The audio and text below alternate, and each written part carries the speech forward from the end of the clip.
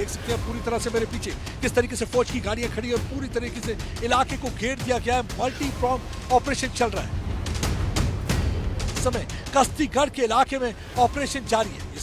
इससे यह साफ जाहिर होता है कि लगातार जो है आतंकवादी यहाँ पे हमारी फौज को टारगेट करने की कोशिश कर रहे हैं, उन्हें डिमोरलाइज करने की कोशिश कर रहे हैं। लेकिन हमारे फौलादी सीनों से भरे जो फौजी हैं उन्हें कोई भी हरा नहीं सकता, क्योंकि उन्होंने ठान लिया है कि वो इन आतंकवादियों को मार गिराएंगे और उनकी शहादत, जो कि 4 हमारे शहीद हुए थे, उनकी शहादत का बदला लेंगे।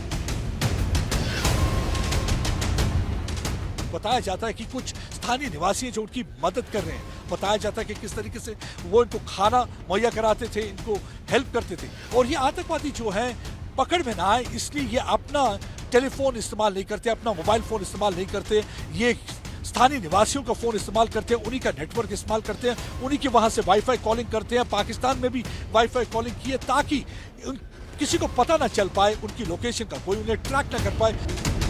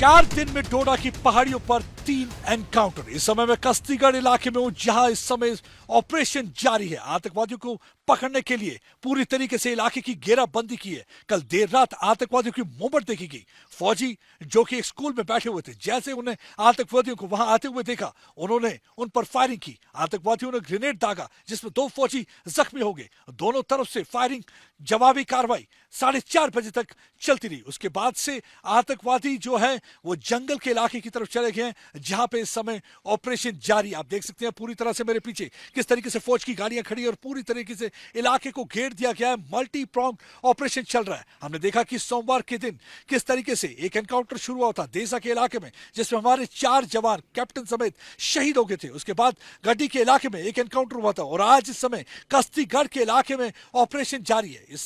इससे यह साफ जाहिर होता है कि लगातार जो है आतंकवादी यहाँ पे हमारी फौज को टारगेट करने की कोशिश कर रहे हैं, उन्हें डिमोरलाइज करने की कोशिश कर रहे हैं। लेकिन हमारे फौलादी सीनों से भरे जो फौजी हैं उन्हें कोई भी हरा नहीं सकता, क्योंकि उन्होंने ठान लिया है कि वो इन आतंकवादियों को मार गिराएंगे और उनकी शहादत, जो कि 4 हमारे शहीद हुए थे, उनकी शहादत का बदला लेंगे। यहाँ पे इस समय ऑपरेशन जारी। 110 के करीब पाकिस्तानी आतंकवादी बताया जाता है कि वो जम्मू कश्मीर में इस समय ऑपरेट कर रहे हैं, जिसमें 50 के करीब जो है जम्मू के इलाके में ऑपरेट कर रहे हैं। और आप देखिए ये जितने भी पहाड़ी इलाके हैं, चाहे हम ट्राई जंक्शन की बात करें, कठुआ की बात करें, उधमपुर की बात करें, डोडा की बात करें या पुंछ राजौरी की बात करें, ये पहाड़ी क्षेत्र है। ये इनको ये टेरेन सूट करता है आतंकवादियों को। यही एक वजह है कि इन्फिल्ट्रेट करने के बाद इन इलाकों में ये छुपे हुए हैं। पिछले 1-1.5 महीने से ये यहाँ पे ऑपरेट कर रहे हैं। जो इस समय जो 4 आतंकवादी बताया जाता है जंगल के इलाके में, ये वही आतंकवादी है जिन्होंने 4 दिन पहले हमारे 4 जवानों को कैप्टन समेत शहीद किया था। ये लगातार इस इलाके में घूम रहे हैं और बताया जाता है कि कुछ स्थानीय निवासी हैं जो उनकी मदद कर रहे हैं। हालांकि ओवरग्राउंड वर्कर कुछ पकड़े भी गए हैं। पिछले 24 घंटे में कोई 20 के करीब ओवरग्राउंड नेटवर्क वर्कर्स पकड़े गए हैं, जिसमें ज्यादातर गंदो इलाके के रहने वाले हैं। बताया जाता है कि किस तरीके से वो इनको खाना मुहैया कराते थे, इनको हेल्प करते थे। और ये आतंकवादी जो है पकड़ में ना आए इसलिए ये अपना टेलीफोन इस्तेमाल नहीं करते, अपना मोबाइल फोन इस्तेमाल नहीं करते, ये स्थानीय निवासियों का फोन इस्तेमाल करते हैं, उन्हीं का नेटवर्क इस्तेमाल करते हैं, उन्हीं की वहां से वाईफाई कॉलिंग करते हैं। पाकिस्तान में भी वाईफाई कॉलिंग की है ताकि किसी को पता ना चल पाए उनकी लोकेशन का, कोई उन्हें ट्रैक ना कर पाए, सुरक्षाकर्मी उन्हें ट्रैक ना कर पाए। ये एक नई उन्होंने एक स्ट्रेटेजी अडॉप्ट की है ताकि उन्हें कोई ट्रैक ना कर पाए, इसलिए वो अपना नेटवर्क इस्तेमाल नहीं करते। वो वाईफाई कॉलिंग करते हैं, दूसरों का नेटवर्क इस्तेमाल करते हैं, स्थानीय निवासियों का नेटवर्क इस्तेमाल करते हैं। यही एक वजह है कि उनकी मूवमेंट को ट्रैक करना मुश्किल हो रहा है। लेकिन फिलहाल जो यहां पे ऑपरेशन चल रहा है, इस ऑपरेशन में आपको मैं बता सकता हूं कि इस ऑपरेशन में क्वाडकॉप्टर का इस्तेमाल किया जा रहा है, ड्रोन का इस्तेमाल किया जा रहा है ताकि उनकी मूवमेंट को ट्रैक किया जाए।